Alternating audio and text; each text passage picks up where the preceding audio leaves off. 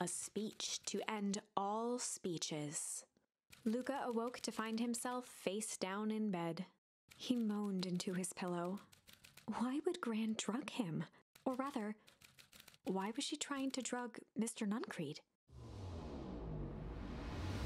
Shaking the questions from his woozy head, Luca snapped back to the matter at hand. The festival!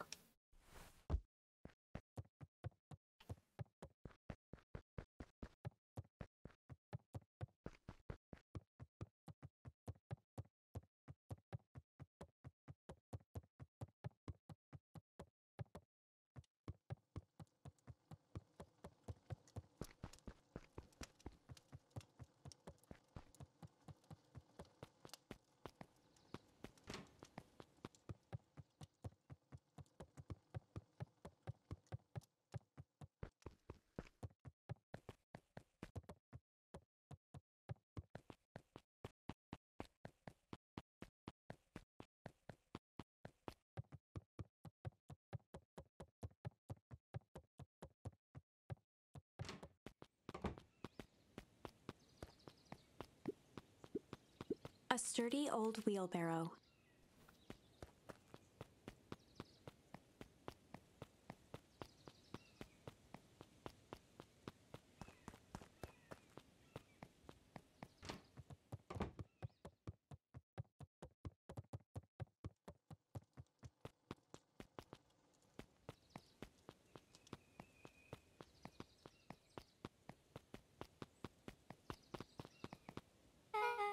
Where have you been?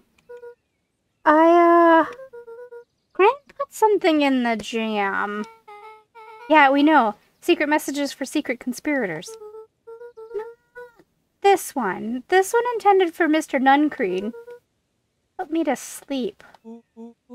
Oh. Oh. Sly devil. I think she's trying to remove him from the equation. He might be in danger. Have you found anything? We looked around, but haven't seen anything odd. Your Gran is nowhere to be found. But Mr. Nuncreed is just loafing around waiting for the speech. What speech? Mayor Gus just got up to the podium. Everyone is gathering at the stage. Let's get moving.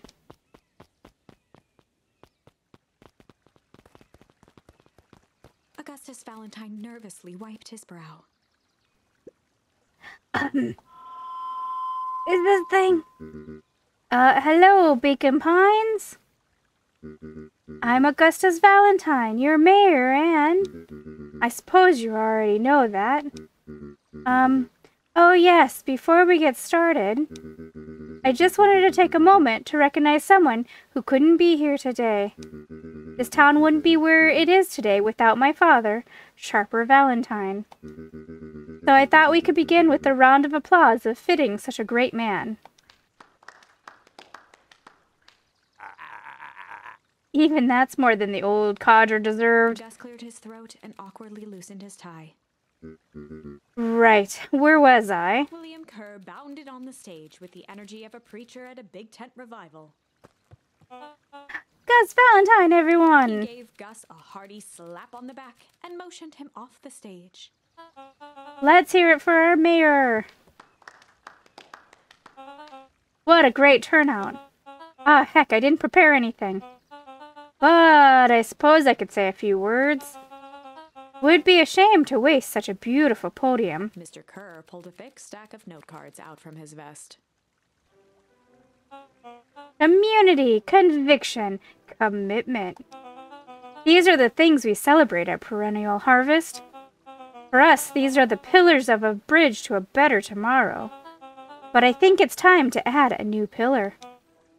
Change. Change is a powerful thing. It's exonerable, unavoidable, and undeniable. And I am dadgum thankful for it. Change is the reason we're all together today.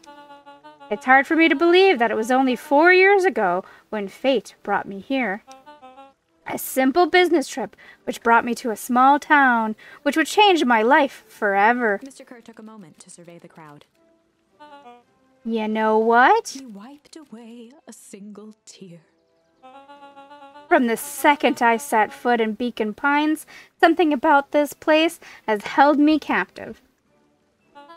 You see, change represents opportunity. It represents potential. It was change that helped me recognize the potential of this place. To see that the people of this town, despite suffering great loss, still held on to the things that made them special. He thumped the podium to emphasize each word. Community, conviction, commitment, change. Mr. Kerr nodded confidently, biting his lip. The crowd was silent, in rapt attention. Fate made a perfect match that day. Nothing is more important to you all than community.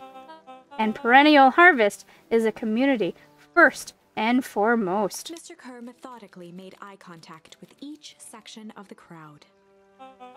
The only way you made it through the foul harvest was an unshakable conviction. A conviction that a better tomorrow was just over the horizon. Perennial Harvest was founded on the conviction that we are that horizon. This festival is a symbol of our commitment to each other. His voice began to build to a crescendo. We now walk hand in hand into a future we will shape together. And that is what change is all about. Grabbing the future by the scruff of the neck and making things happen. I am tickled pink that we will all be making that choice together. How great is that? Just imagine what we can accomplish. What was that? The crowd began to look around nervously. Don't worry, a little thunder isn't going to ruin this day. Everyone remain calm. Mr. Kerr quickly flicked through his note cards. Where was I? Through all of my travels, I have learned one true thing. One always reaps what they sow. We all have planted a lot of good in this town, and so it is with a happy heart that I can proclaim, He raised his hands up to the heavens. our harvest awaits.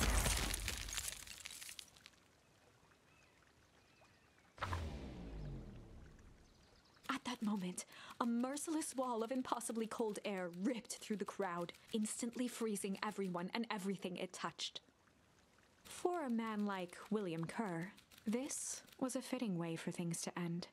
On a stage, with an entire town frozen in rapt attention for the rest of time. The end. There's that ice again! Whenever I think we're getting close, it comes along and ruins everything! Maybe we should just quit? Maybe you should just close the book, walk away, and never think of me again. No, I don't mean that. We got a little closer this time. We just need to try again. Please.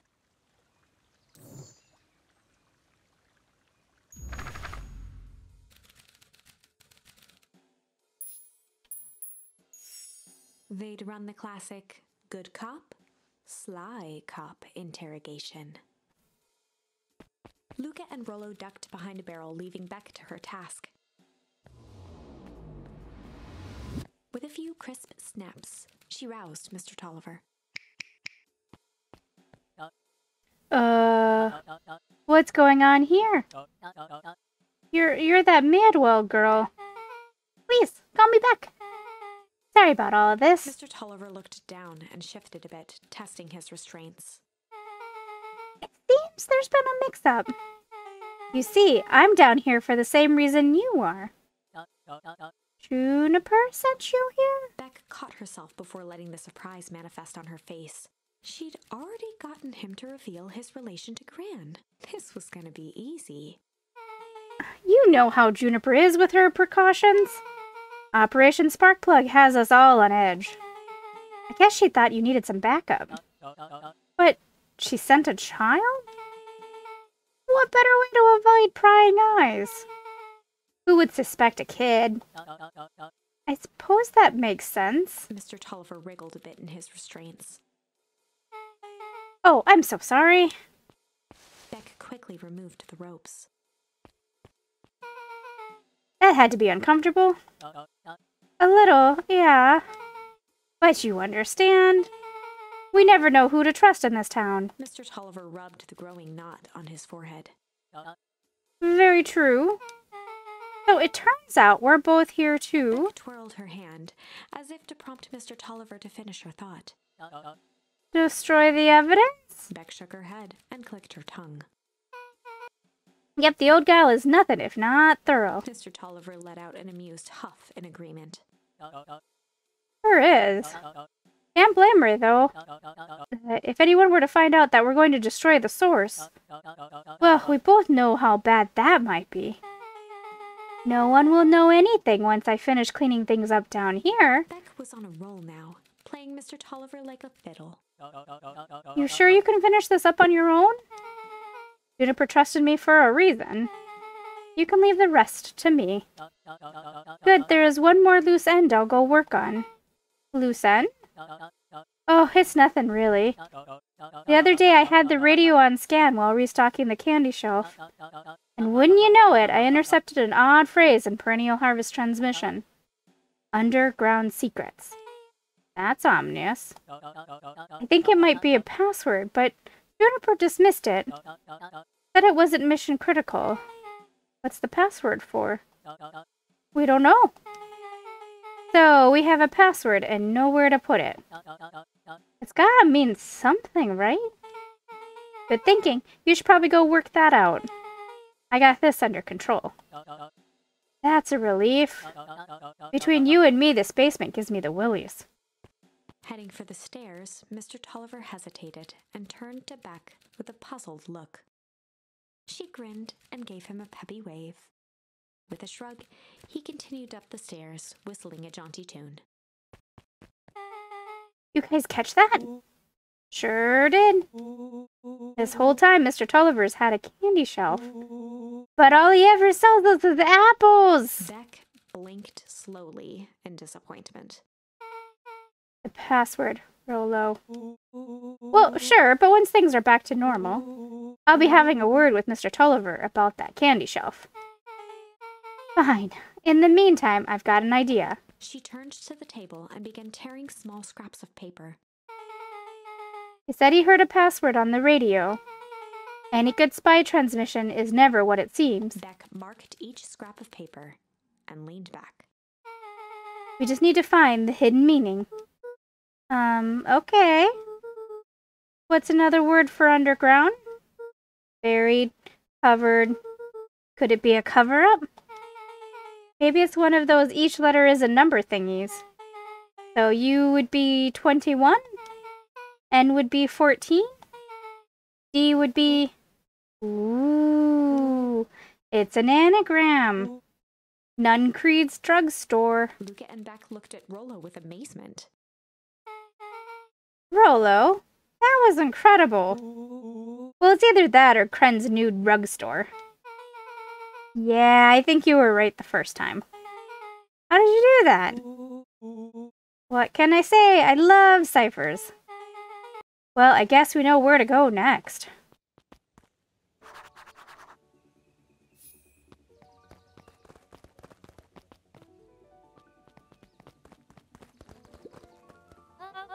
Scared me half to death. Sorry. You kids haven't seen Mr. Tolliver around, have you? Nope. He's got me waiting around like a last slice of pie. I swear that man would be late to his own funeral.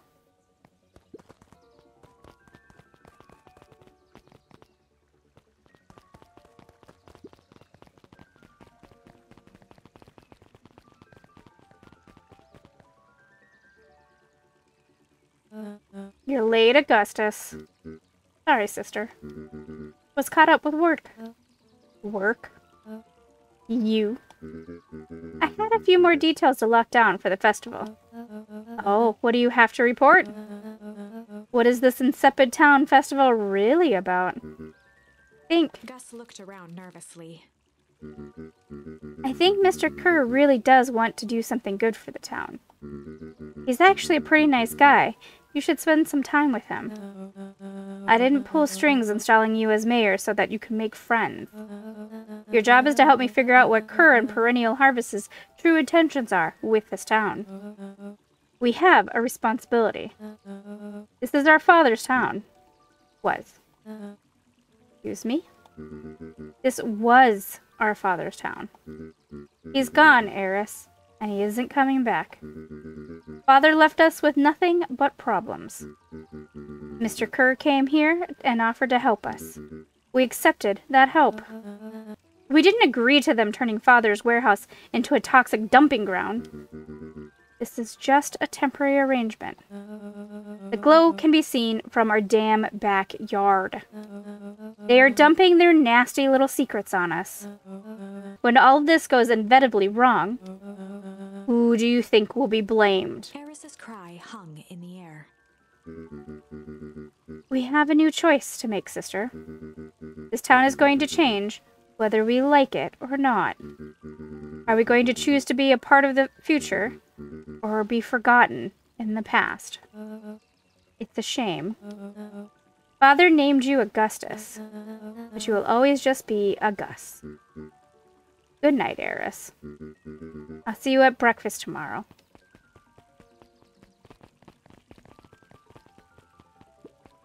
Getting late, children.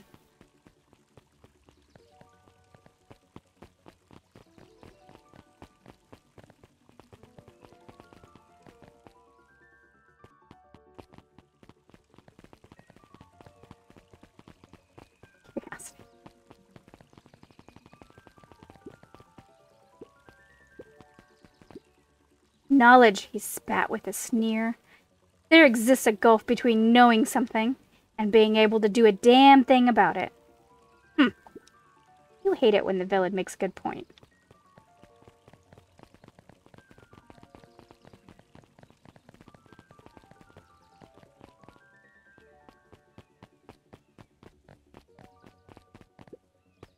Solomon stood proudly at the entrance to the drugstore, holding a brown bag overflowing with black licorice.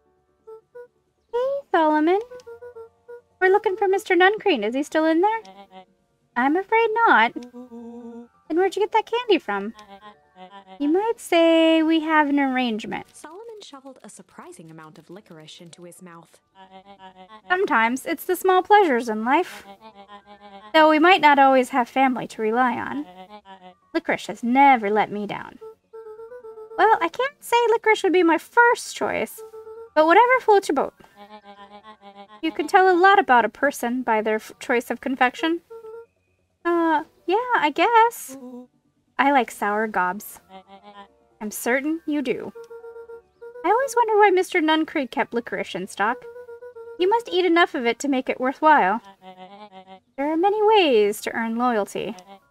For some, it's as easy as cold, hard cash.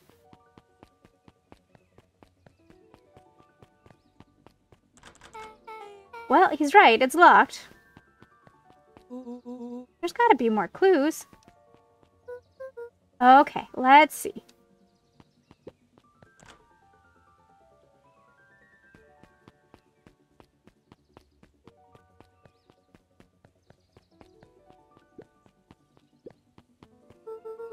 Have you ever seen anyone actually use this thing? Besides Mr. Nuncreed? No. Beck cupped her hands on the glass to peek inside. This is not a normal phone booth. It's got, like, a blinky keypad. Why would there be a blinky keypad? Friend's Nude Rug Store. I mean, Underground Secrets. The password. Beck flung open the door, and they all squeezed in.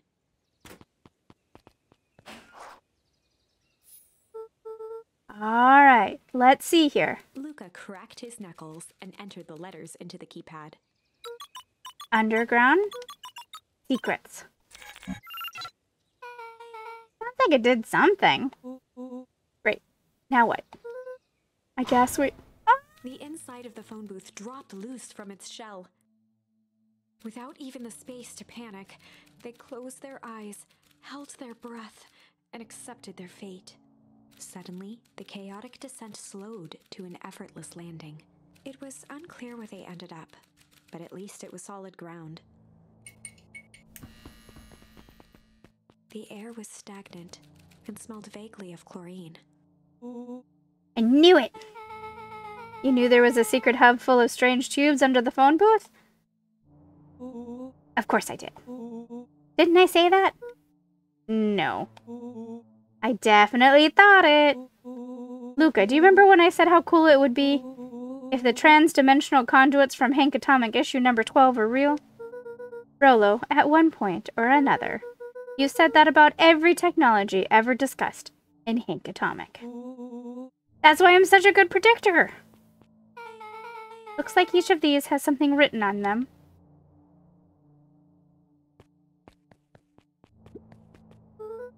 Valentine Fertilizer Warehouse. Isn't that where you almost got snatched? Yeah. Why would Perennial Harvest have a tube going to the old Valentine place?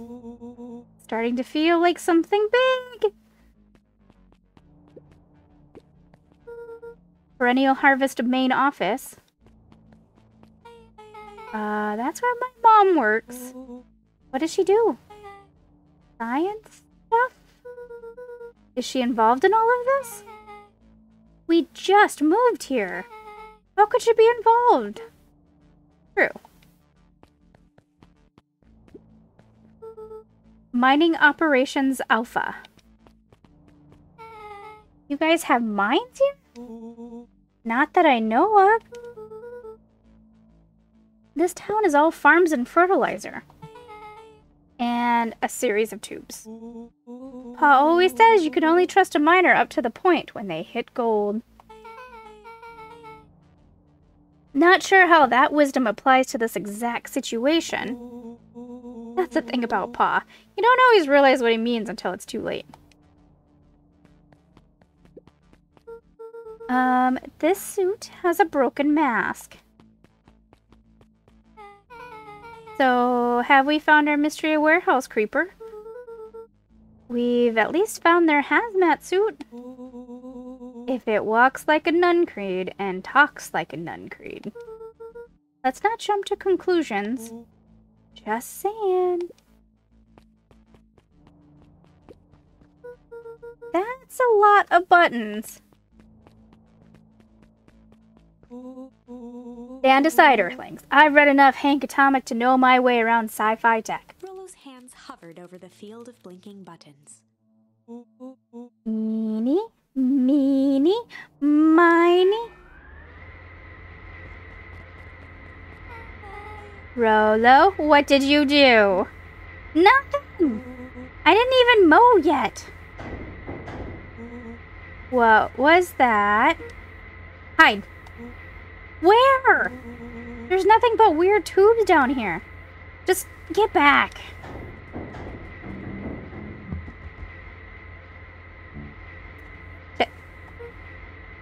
Shit. Shit. Awesome!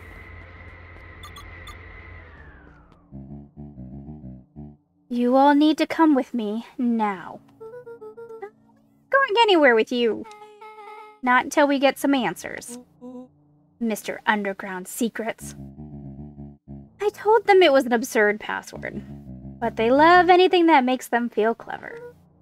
They who? That's no matter. If I can keep you hidden until after the festival, I might be able to save your skins. We don't care about our skins. Hold on now. I like my skin. This all stops now, Nuncreed. Joseph waited for a moment in silence. You sound just like him. Who? Walt. You don't get to talk about my dad. You know, your father and I were friends back before. He gestured toward the strange tubes. All of this? That's a lie. It's true. I used to bounce you on my knee. What happened? Same thing that always happens. Reality, complications, life.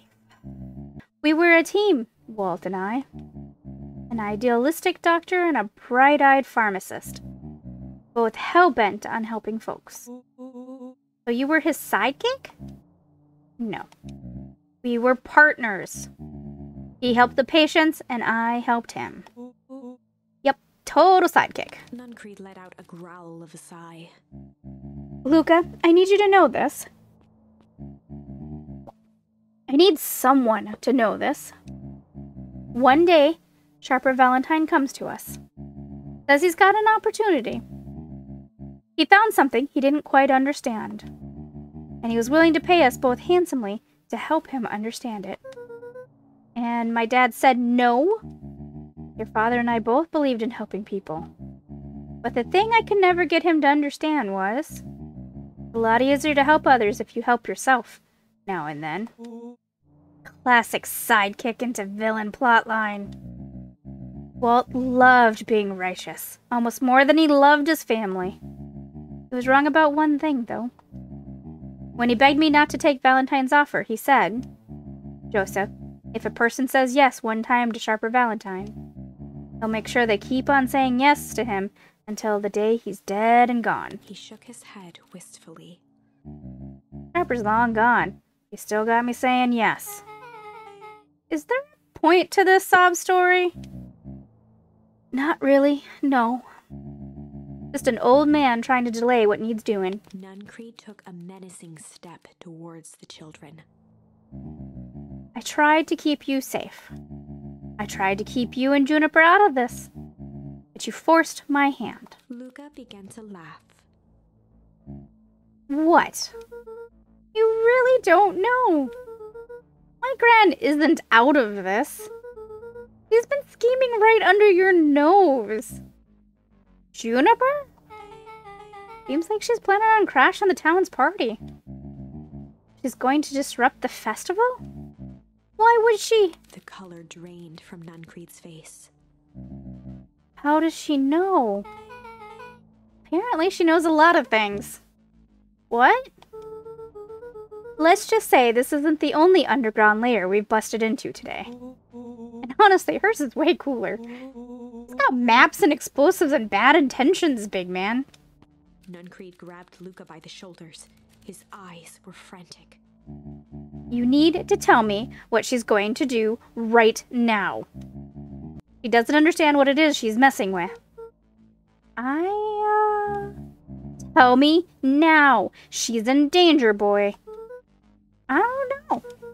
She had a map with the mark on the fountain in town square. The fountain? But why would... A jolt of realization struck Mr. Nuncreed. She knows about the source.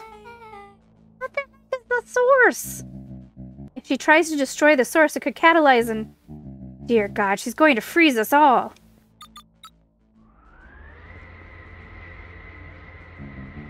You all need to run.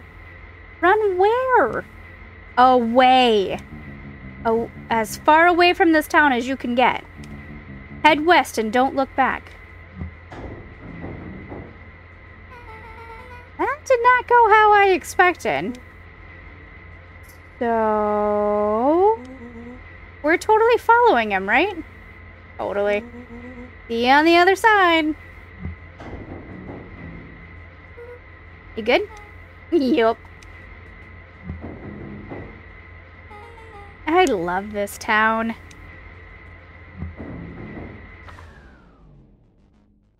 Chapter 8. The Cold, Hard Truth. Beck leapt up, allowing the suction to yank her into the dark. Dimness eclipsed around her like the shutter of a camera as she seemed to cover great distance in mere moments. Her only points of reference were glints of upcoming turns, which approached with frightening speed, only to carom her gracefully along. She heard the tinny, distant echoes of Rollo's glee. Once she stopped fighting against it, the ride was impossibly smooth. Then, all of a sudden, as if minutes had passed in an instant, light blazed into view. A burst of wintry air snuffed across her face, and she was flung out into the cold.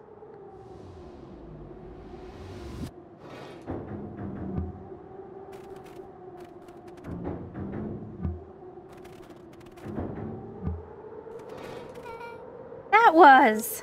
intense? Yeah. think I might have parted with some fluids in there. Any idea where we are? Somewhere cold. Doesn't look like it got on any of us. Doesn't feel like we traveled that far. Where did it all go? This place sucks. Why would anyone even want to blow something up out here? Only way to find out, I suppose. We gotta catch up with Nuncreed. I think he went this way.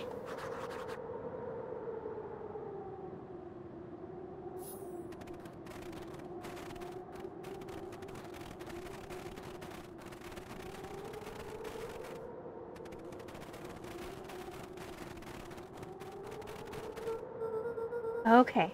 This is starting to feel really familiar. I may not be the most well-versed in all things Beacon Pines. But this does look like some sort of frozen replica of town. Huh? I got it. So obvious now?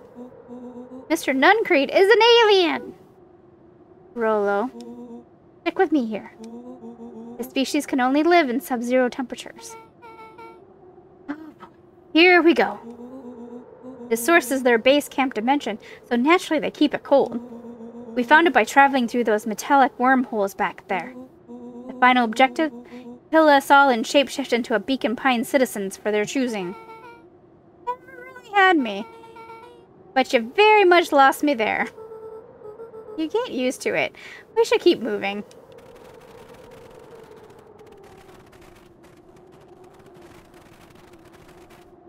As they rounded the corner to the frozen town square, they spotted Mr. Nuncreed inching cautiously toward a pit at its center. He held his arms out gingerly, as if approaching a beast in the wild. Upon closing the distance, Luca recognized what Nuncreed was after. Gran stood confidently at the edge, one arm outstretched over the abyss. Nearby, a wheelbarrow had been emptied out. She held a lit torch, which flickered in the bitter wind.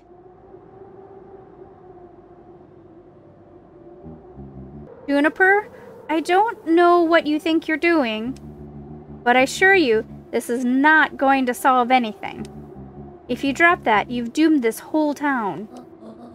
Oh, it wasn't me who doomed this town. I've been watching you, Joseph. I know what you've done. You and your co-conspirators. Gran? What's happening?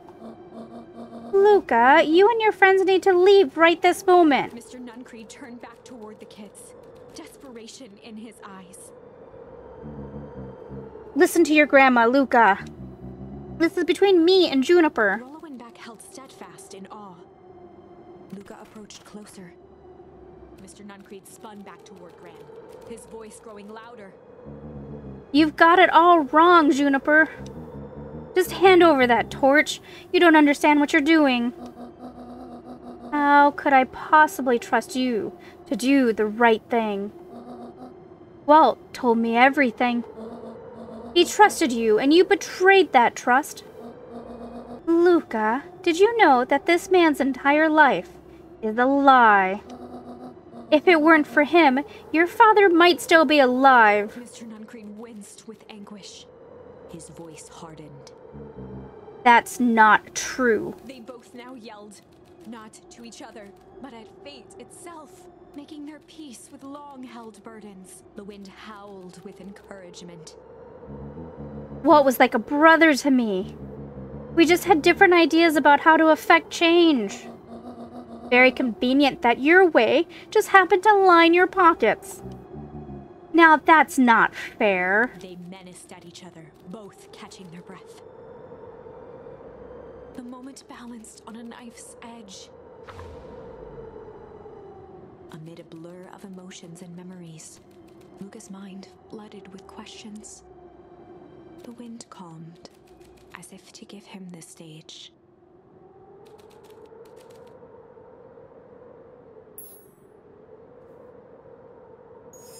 And in the stillness, he began to weep. It was all just too much. Falling to his knees, Luca whimpered Softly, the tears crystallized as they hit the snow. Gran stared at Luca for a moment with warm sympathy, remembering why this was all necessary. This will all make sense soon, Luca. And everything can go back to normal. I promise. She stiffened up and brandished the torch at Mr. Nuncreed. You can't hide behind those people any longer, Joseph. Once their precious source is destroyed, we'll see where their loyalties fall. Juniper, don't! Ignoring his final plea, Gran flung the torch into the deep darkness. She smiled and exhaled in relief. Mr. Nuncreed moaned in resignation. The torch echoed as it ricocheted down the hole, punctuated with a thunderous thud. You see, Joseph, I've learned one very important lesson in life. If you want things to change, then you must be willing to. Before Gran could finish, the ground shook her to silence.